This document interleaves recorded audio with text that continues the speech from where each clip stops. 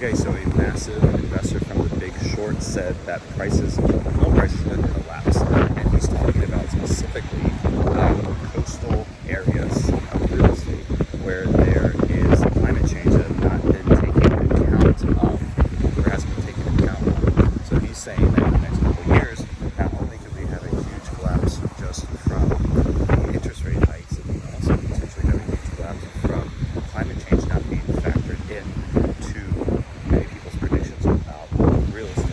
So I've flipped about 100 homes and sold about 200, and my thoughts on that is to look at other historic examples of when climate change or climate activities have really driven the real estate market. And Florida, that we're here right now, and Miami is a really, really great example of that.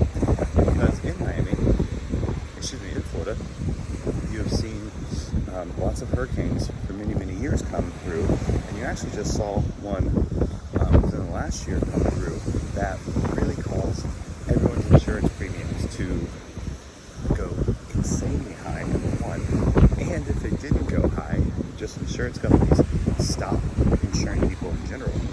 And what ended up happening was the governor and the legislature ended up passing bills to add more quote-unquote liquidity to the insurance field, insurance market. So basically, as soon as that happened, they responded to it and kind of threw money at the problem. Now, whether you think that's true or a good way to do it or not, it's almost not super important because it happened.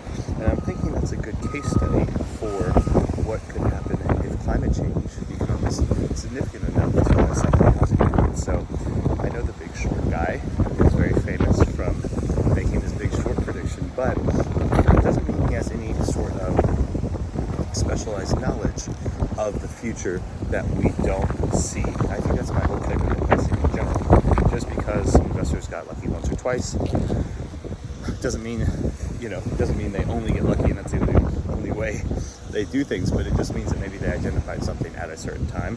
And I'm not sure you can still take that same mental model that they are some guru and put it into the next event, right? I think it's very event specific, and obviously they got a great return last time, but I'm not sure it's going to be the same this time.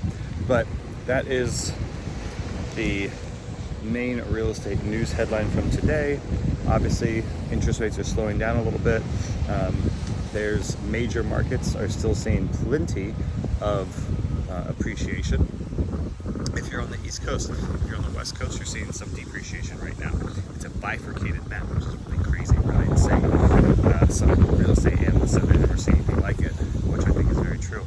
But it is very good for your Southeast, for your East Coast, etc., and not so good for the West Coast. But I think everyone understands that they've all been overvalued for quite some time, and this might not be the worst thing to have some more realistic prices, especially in things like Seattle and San Francisco and Los Angeles and other parts of California, where you're really kind of priced out of buying a home, even if you have a multi-six-figure income.